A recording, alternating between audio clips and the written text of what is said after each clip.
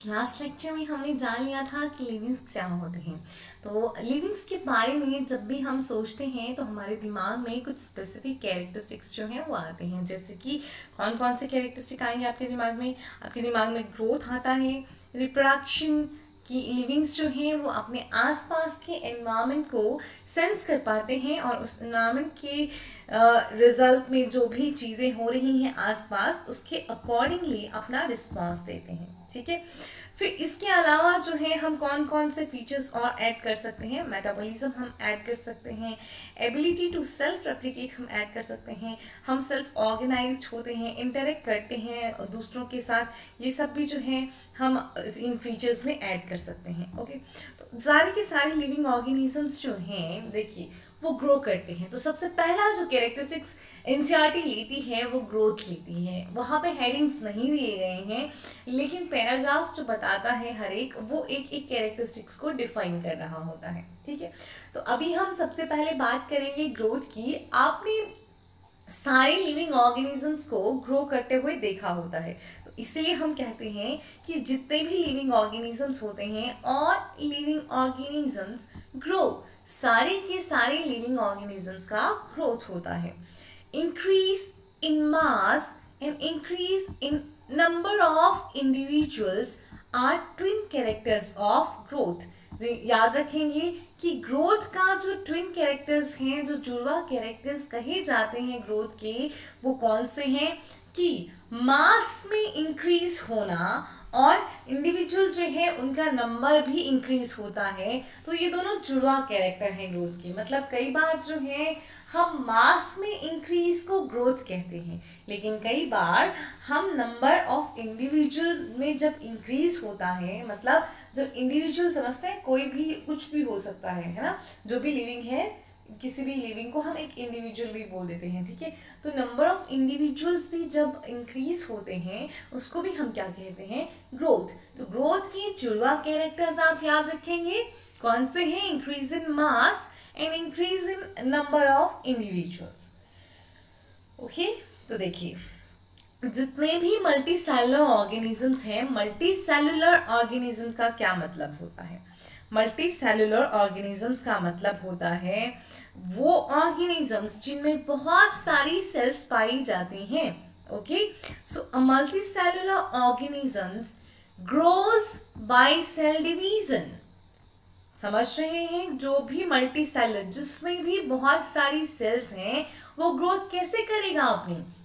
वो ग्रोथ करेगा cell division से। अब सेल डिवीजन में क्या होता है? सेल डिवीजन में बच्चे एक सेल जो है वो अपना डीएनए की कॉपी बनाती है और थोड़ी देर बाद जो है सेल अपने न्यूक्लियस को भी डिवाइड कर देती है और सेल अपने साइटोप्लाज्म को भी डिवाइड कर देती है। ये होता है सेल डिवीजन, जिसमें सेल अपने न्यूक्लियस को भी डिवाइड करेगी। जानते हैं ना आप कि सेल में न्यूक्लियस होता है, सेल में साइटोप्लाज्म होता है पूरा का पूरा। तो सेल अपना न्यूक्लियस भी डिवाइड करती है और अपना साइटोप्लाज्म भी डिवाइड करती है और एक सेल जो है वो दो में कन्वर्ट हो जाती है। अच्छा चलिए देखिए, हम छोटे से बड़े हो जाते हैं, हमारे मास जो है वो बढ़ जाता है। उसके साथ ही जब हम छोटे थे तो हमारी जो बॉडी में सेल्स का नंबर था वो कम होता है। ठीक है, और जैसे हम बड़े होते हैं तो सेल्स का नंबर जो है कंपैरेटिवली बढ़ जाता है। ठीक, तो मल्टी सेलुलर हम कैसे हैं? यूनिसेलुलर या मल्टी सेलुलर? हम मल्टी सेलुलर है। मल्टी सेलुलर मतलब हमें तो बहुत ही ज्यादा सेल्स पाई जाती हैं। तो मल्टी सेलुलर ऑर्गेनिजम्स जो हैं वो ग्रो कैसे करते हैं? By cell division. देखिए in plants this growth by cell division occur continuously throughout their life span. ठीक है, प्लांट्स में ऐसी कैपेबिलिटी होती है कि वो अपनी पूरी जिंदगी जो है ये सेल डिवीजन शो करते रहते हैं। और हमने क्या कहा?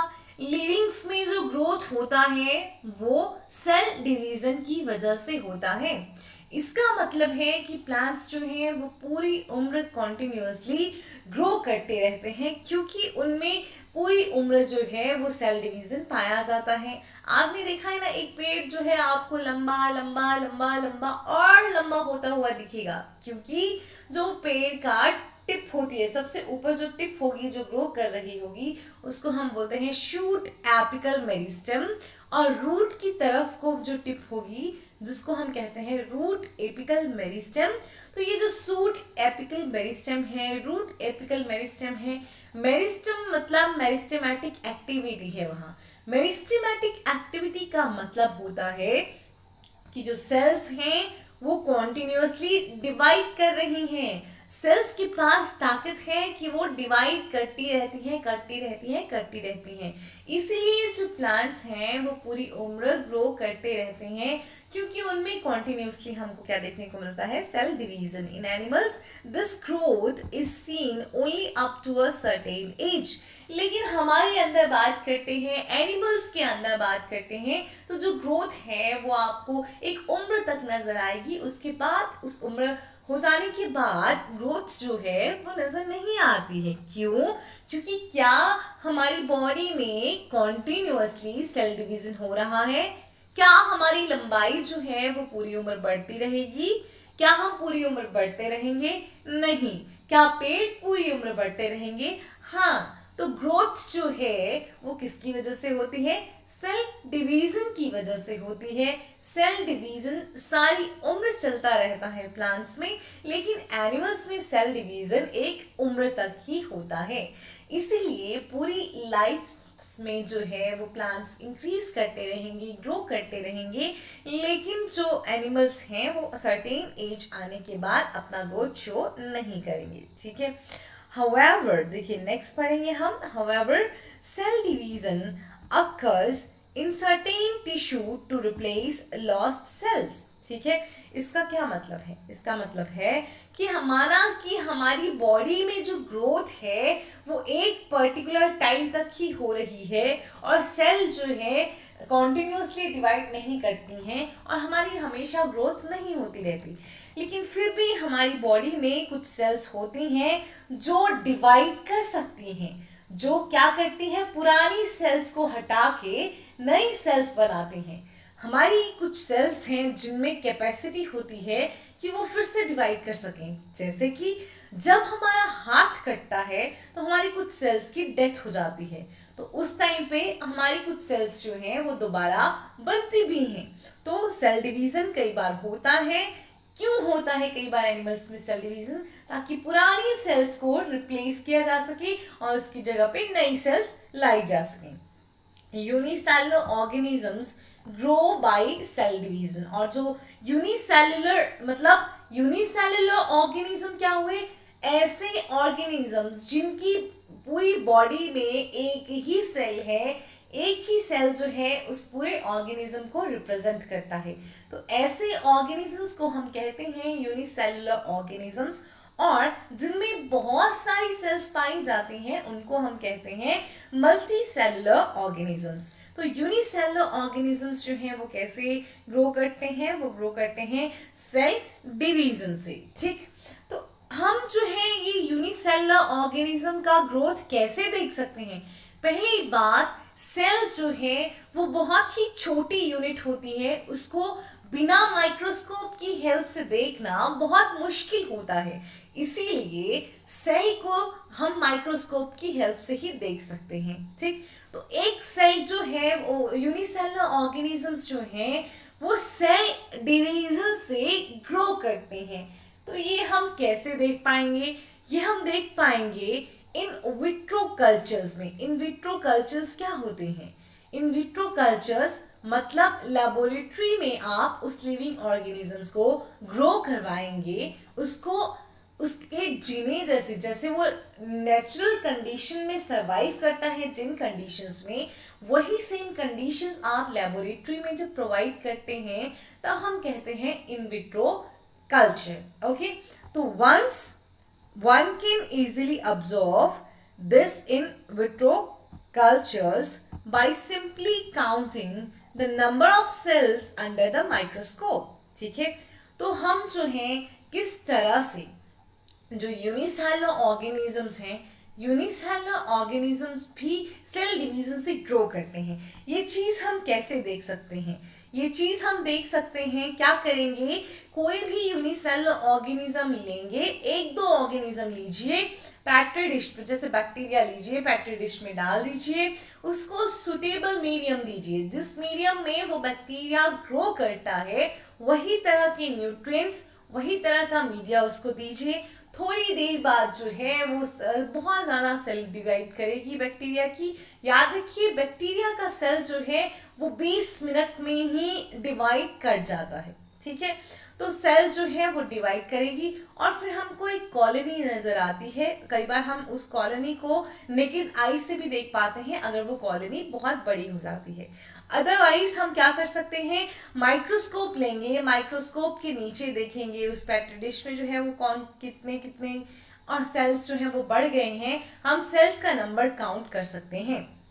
तो जैसे हमने पढ़ा था, इंडिविजुअल के मास में और नंबर में, increase in mass and increase in number of individuals are the twin characters of growth.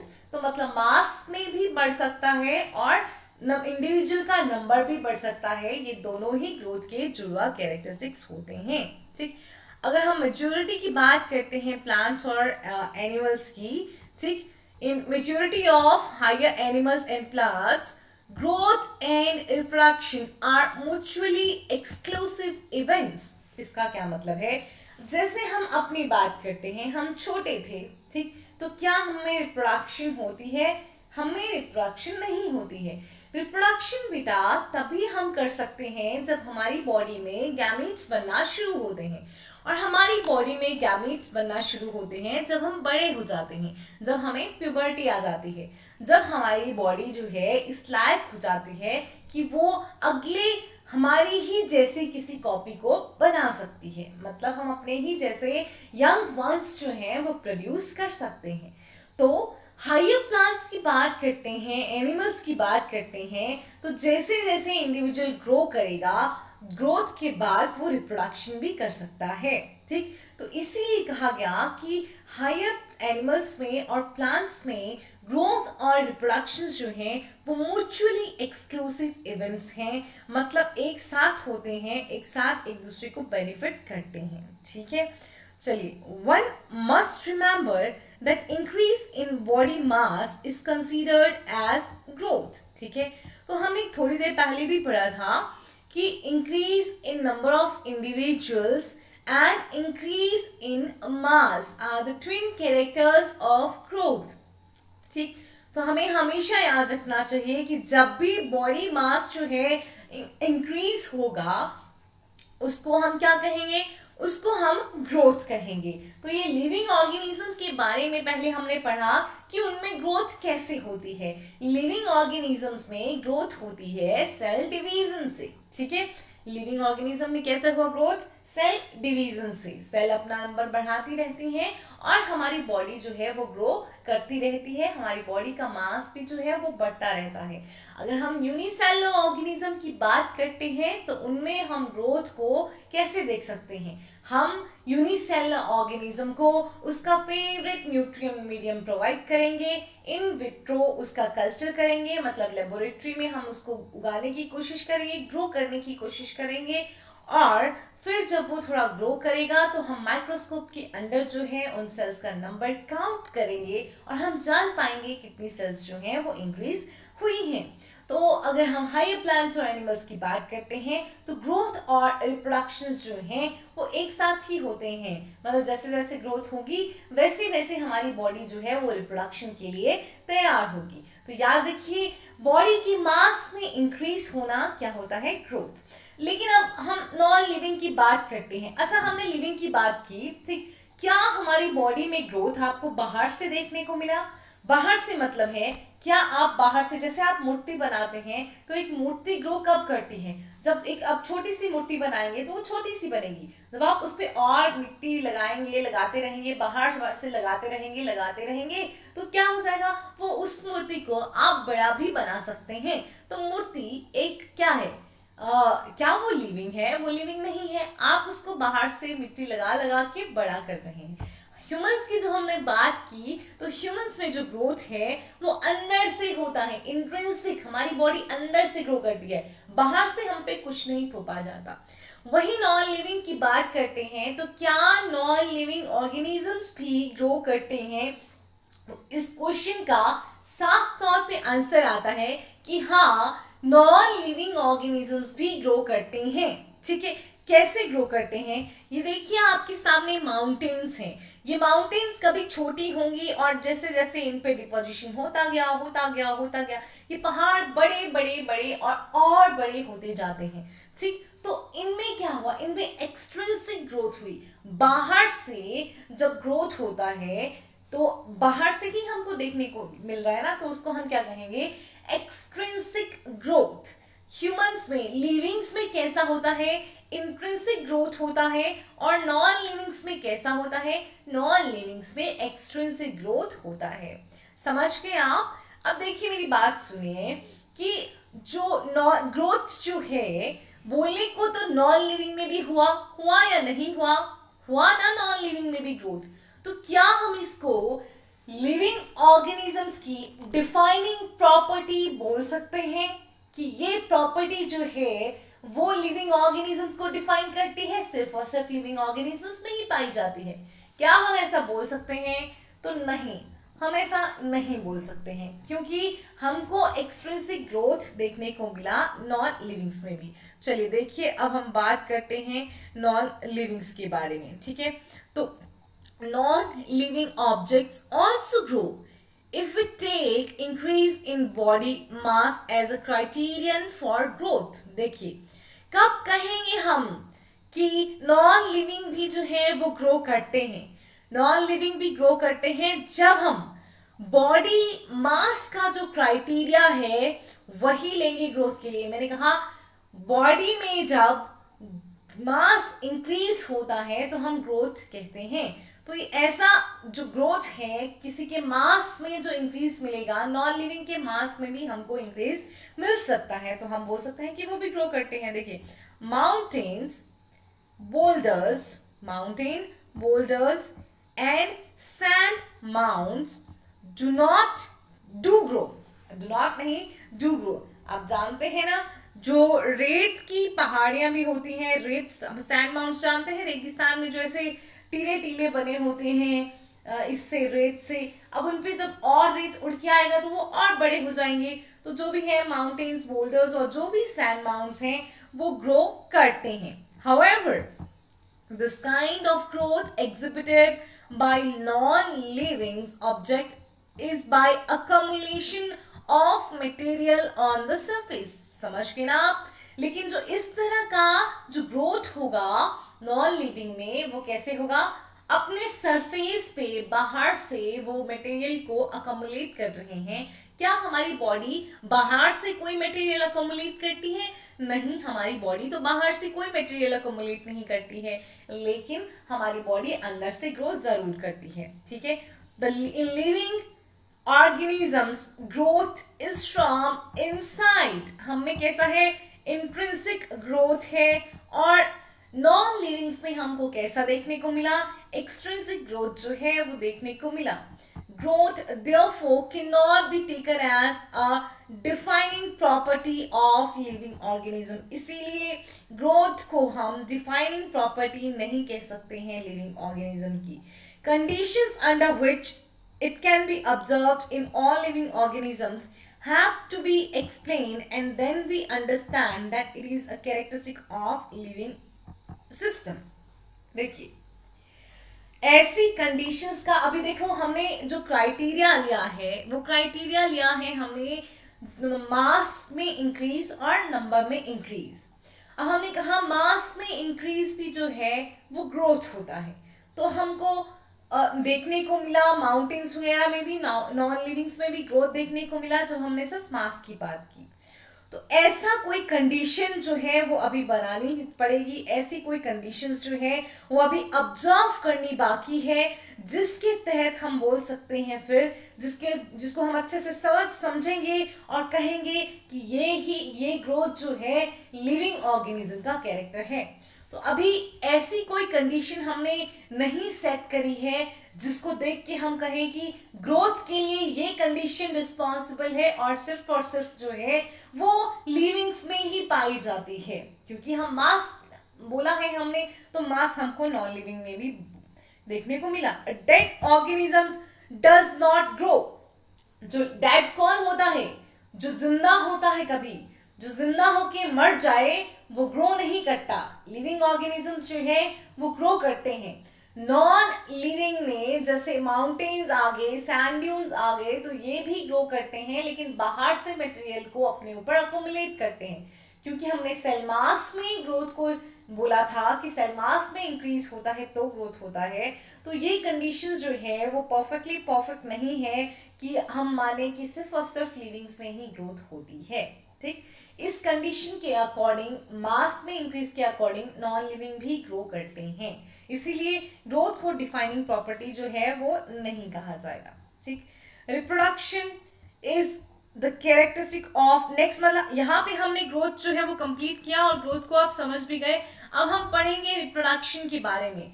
Reproduction likewise is a characteristic of all living organisms. ठीक है, तो रिप्रोडक्शन जो है वो लिविंग ऑर्गेनिज्म का कैरेक्टरिस्टिक होता है। ठीक, अब देखिए, इन multicellular organisms reproduction refers to the production of progeny possessing features more or less similar to those of parents। जब हम मल्टी सेलुलर ऑर्गेनिज्म मतलब हमारी बात भी करेंगे तो रिप्रोडक्शन का मतलब होता है प्रोडक्शन ऑफ प्रोजेनी, मतलब अगली जनरेशन को बनाना, अपने बच्चों को बनाना, जिनके कैरेक्टर्स कहीं ना कहीं ज्यादा चाहे कम अपने पेरेंट्स की तरह ही होंगे। अगर हम हैं तो हमारे कैरेक्टर्स भी कैसे हैं? हमारे पेरेंट्स की तरह ही हैं। Invariably and implicitly we refers to sexual reproduction। तो यहाँ पे बिना कोई मतलब दोहराए रखे जो है वो किसकी बात की गई है? सेक्सुअल रिप्रोडक्शन की। क्यों? मल्टी सेलुलर ऑर्गेनिज्म में ज्यादातर हमको जो कॉम्प्लेक्स ऑर्गेनिज्म होते हैं बेटा, जिनके बॉडी जो है उसका ऑर्गेनाइजेशन कॉम्प्लेक्स होता है, उसमें सेक्सुअल रिप्रोडक्शन देखने को मिलती है। तो रिप्रोडक्शन में क्या होता है? अगली प्रोजेनी बनती है। अगली प्रोजेनी जो है वो अपने पेरेंट्स की तरह थोड़ी थोड़ी हो सकती है, थोड़ी थोड़ी नहीं हो सकती है। जब ये लाइन लिखी जाए कि प्रोजेनी जो है थोड़ी पेरेंट्स की तरह है, थोड़ी नहीं है, तो जरूर किसकी बात हो रही है? सेक्सुअल रिप्रोडक्शन की। मैम ऐसा क्यों? क्योंकि बेटा एसेक्सुअल रिप्रोडक्शन की जो प्रोजेनी होती है वो कंप्लीटली अपने पेरेंट्स की तरह होती है, चाहे बाहर से देखने में, चाहे हम उसकी जीन्स की बात करें तब भी। ठीक है, so organism reproduce by asexual means also. तो ऑर्गेनिज्म में ना सिर्फ सेक्सुअल रिप्रोडक्शन होता है बल्कि एसेक्सुअल रिप्रोडक्शन भी होता है। Fungi multiply and spread easily due to millions of asexual spores they produce। जो फंगस आप कहते हैं ना, फंगस हो गया, फंगल इन्फेक्शन कई बार हो जाता है, प्लांट्स में भी जो है वो फंगल इन्फेक्शन हो जाता है। ठीक, तो जो फंजाई है वो एनिमल्स में भी नहीं आती, वो प्लांट्स में भी नहीं आती, उसका अलग एक किंगडम है। तो फंजाई अपने आप को कैसे ग्रो करती है? ठीक, फंजाई जो है वो बहुत सारा नंबर अपना बढ़ाती है, बहुत सारे स्पोर्स बनाती है, बहुत सारे स्पोर्स। वो स्पोर्स कैसे होते हैं? Asexual spores. वही एसेक्सुअल स्पोर्स जो हैं आगे चल के नई फंजाई को बना देते हैं। ठीक, तो इसीलिए ऑर्गेनिज्म में ना सिर्फ सेक्सुअल बल्कि एसेक्सुअल रिप्रोडक्शन भी देखने को मिलता है। ठीक, इन लोअर ऑर्गेनिज्म वो ऑर्गेनिजम्स बेटा जिनमें हमको सिंपल ऑर्गेनाइजेशन, सिंपल स्ट्रक्चर देखने को मिलते हैं। Yeast and hydra we observe budding. तो बर्डिंग हमको किसमें देखने को मिलती है? यीस्ट एंड हाइड्रा में हमको बर्डिंग देखने को मिलती है। इन प्लेनेरिया फ्लैटवर्म्स, आगे जब आप क्लासिफिकेशन पढ़ेंगे तो आप इनके बारे में जानेंगे। यीस्ट एक फंगस है, हाइड्रा एनिमल्स में आता है। ठीक है, प्लेनेरिया एनिमल्स में आता है। तो यीस्ट और हाइड्रा में आपको बडिंग देखने को मिलती है। बडिंग मतलब एसेक्सुअल रिप्रोडक्शन का एक तरीका होता है। ठीक है, और प्लेनेरिया में क्या देखने को मिलता है? In planaria we observe through regeneration, ठीक है। प्लेनेरिया में हमको रीजनरेशन देखने को मिलता है। रीजनरेशन का मतलब है कि एक ऑर्गेनिज्म कुछ हिस्सों में टूटता है तो हर एक हिस्से से वो नया ऑर्गेनिज्म बना लेता है। That is a fragmented organism regenerate the lost part of its body and becomes a new organisms. देखिए आगे मैं आपको समझाती हूँ। ये है यीस्ट में बडिंग। ये आपको जो फर्स्ट डायग्राम दिख रहा है, ए जो मैंने दिखाया है, ए पे क्या है, ए पे है यीस्ट में बडिंग। कैसे, देखिए ये है पेरेंट सेल। पेरेंट सेल से डिवीजन हुआ और एक छोटा सा सेल और बना, बाहर को निकला, बड हो गया। बड हो गया मतलब बाहर को निकल गया। धीरे धीरे ये बड बड़ी होती जाएगी और जब ये बड अपना खाना खुद से लेने लायक हो जाएगी तो ये पेरेंट बॉडी से अलग हो जाएगी और एक नया ईस्ट बना देगी। तो इस तरह से बिना सेक्सुअल रिप्रोडक्शन के, सेक्सुअल रिप्रोडक्शन में हमेशा गैमीट्स जो हैं, मेल गैमीट स्पर्म और फीमेल गैमीट एग फ्यूज होते हैं, लेकिन यहाँ कोई फ्यूजन नहीं है। तो इसलिए हम उन सारी रिप्रोडक्शन को जहां पे गैमीट्स का फ्यूजन नहीं होता है उसको हम एसेक्सुअल रिप्रोडक्शन कहते हैं। तो ये हो गया बडिंग इन ईस्ट। नेक्स्ट जो आपके पास डायग्राम है वो है हाइड्रा का। आप देखिए किस तरह से हाइड्रा से भी छोटा सा बड निकलता है, धीरे धीरे वो ग्रो करता है। जब ये बड जो है सेल्फ सफिशिएंट हो जाता है तो अपनी पेरेंट बॉडी से अलग हो जाता है और एक नया इंडिविजुअल बना देता है। ठीक, समझ गए आप। अब नेक्स्ट हम बात करते हैं रीजनरेशन इन प्लेनेरिया। तो देखिए यह है पेरेंट प्लेनेरिया जिसके कितने टुकड़े हो गए, आप देख सकते हैं 3 टुकड़े जो हैं वो हो चुके हैं। ठीक, 1 2 3 नजर आ रहे हैं ना आपको। लेकिन आप देखिए हर एक टुकड़े ने अपने बाकी के हिस्से को पूरा रीजनरेट कर लिया और इसी को हम कहते हैं रीजनरेशन। और 1 से 3 इंडिविजुअल बन गए बिना गैमीट्स के फ्यूजन के। तो ये आ गया एसेक्सुअल रिप्रोडक्शन और यीस्ट, हाइड्रा और प्लेनेरिया का एग्जांपल एनसीईआरटी ने दिया है। ठीक है, अब देखिए the fungi and the filamentous algae, the protonema of mosses also easily divide by fragmentation। किसकी बात हो रही है, बात हो रही है फंजाई की। ऐसी एल्गी जिसमें फिलामेंट्स देखने को मिलते हैं। फिलामेंट्स मतलब एक फिलामेंट, अच्छा ये 2 ही फिलामेंट समझ, 2 फिलामेंट, ठीक है, ये तीसरा फिलामेंट।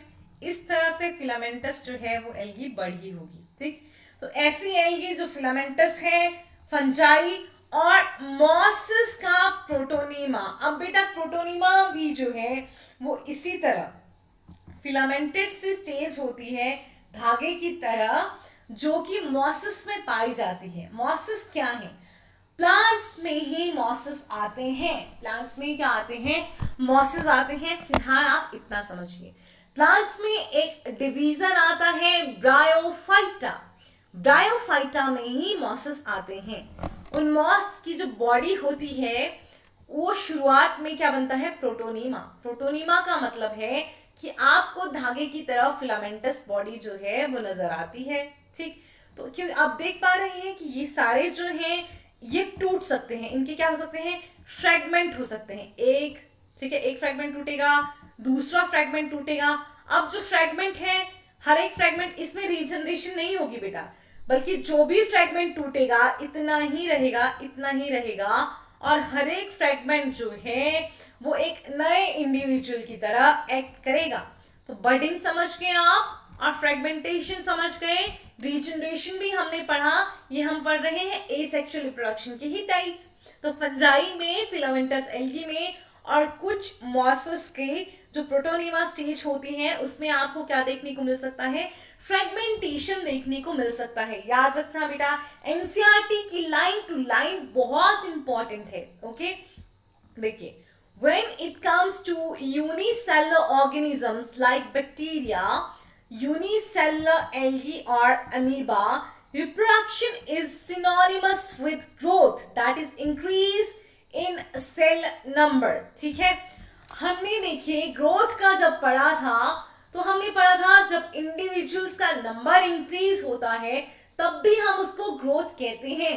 अब यूनिसेलुलर ऑर्गेनिजम्स की जब हमने ग्रोथ पढ़ी तो हमने कहा था कि उनमें यूनिसेलुलर ऑर्गेनिज्म में एक ही सेल होता है, तो जब एक सेल से 2 बनेंगी, 3 बनेंगी, 4 बनेंगी, तो मतलब वो इंडिविजुअल्स का नंबर इंक्रीज हो रहा है। ठीक है, तो नंबर इंक्रीज हो रहा है लेकिन सेल डिवीजन से। ठीक, बाकी उनमें किस तरह से जो है वो रिप्रोडक्शन होगी।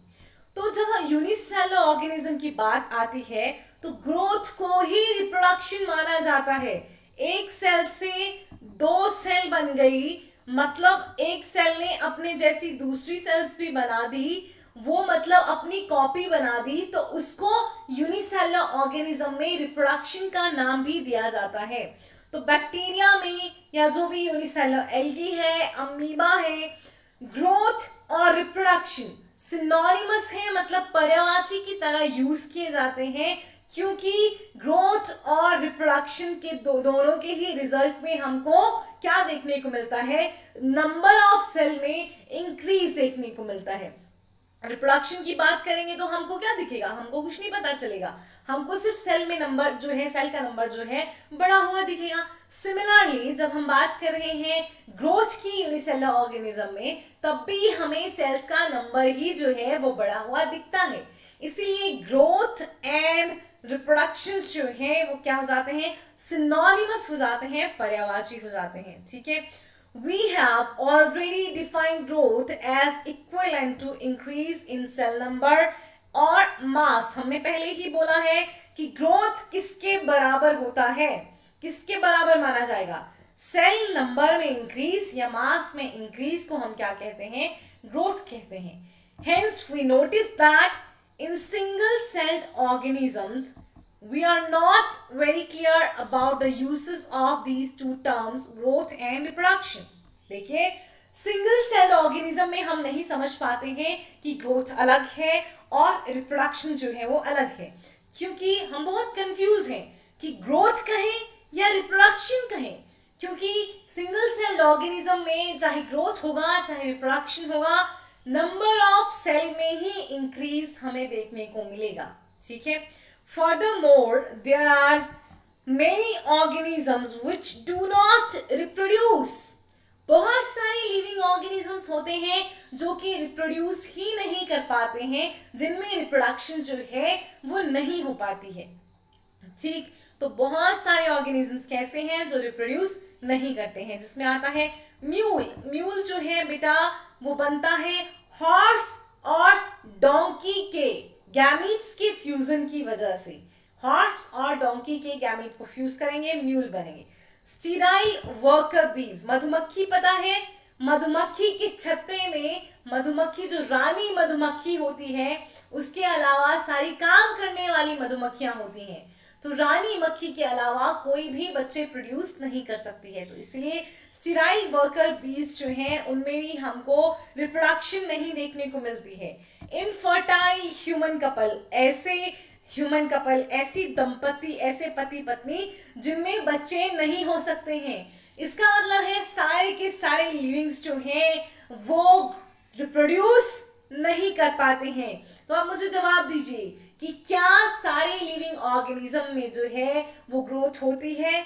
नहीं। तो क्या ग्रोथ जो है वो लिविंग ऑर्गेनिजम्स का कैरेक्टरिस्टिक फीचर है? नहीं है। ठीक है, hence reproduction can not be an all inclusive defining characteristic of living organisms. अब समझ गए ना क्या हुआ कि रिप्रोडक्शन जो है वो सारे के सारे लिविंग का डिफाइनिंग कैरेक्टर नहीं है। हम मानते हैं कि कोई भी नॉन लिविंग जो है, no non living object is capable of reproducing और रेप्लिकेटिंग बाय इटसेल्फ। हम जानते हैं कि कोई भी नॉन लिविंग जो है वो खुद से रिप्रोड्यूस नहीं कर सकता, खुद की कॉपीज नहीं बना सकता, लेकिन ह्यूमंस में भी, लिविंग्स में भी कुछ ऐसे लिविंग्स हैं जो कि रिप्रोड्यूस नहीं कर सकते हैं। इसीलिए रिप्रोडक्शन लिविंग ऑर्गेनिज्म का डिफाइनिंग प्रॉपर्टी जो है वो नहीं बनता है। होमवर्क बहुत ही 2-3 क्वेश्चन इनसे बनेंगे, इसीलिए मैं होमवर्क नहीं दे रही हूं। आपका होमवर्क है कि अभी तक आपने जितना भी पढ़ा एक एक वर्ड विद एग्जाम्पल आपको याद होना चाहिए। एनसीईआरटी को आप फिर से रिवाइज जरूर करेंगे। जो भी डायग्राम्स बनाई गई हैं, जिसपे सेल डिवीजन दिखाया गया है, जिसपे फ्रेगमेंटेशन दिखाया गया है, फिर आपको बडिंग दिखाई गई, ये सब जो है ये आप बना लेंगे। ठीक है, चलिए अगले लेक्चर में हम नेक्स्ट कैरेक्टर्स की बात करेंगे, जानेंगे कि वो डिफाइनिंग फीचर्स हैं या नहीं है। आई होप आपको आज का लेक्चर समझ आया हो। नहीं समझ आया होगा तो आप मेरा जो है व्हाट्सएप, जो मेरे पास स्टूडेंट्स एनरोल्ड हैं एग्जैक्टली, वो मेरा नंबर लेके मुझे टेक्स्ट कर सकते हैं कि मैम ये लाइन समझ नहीं आई। You are free to call me, you are free to ask me each and every questions. चलिए, थैंक यू, अपना ध्यान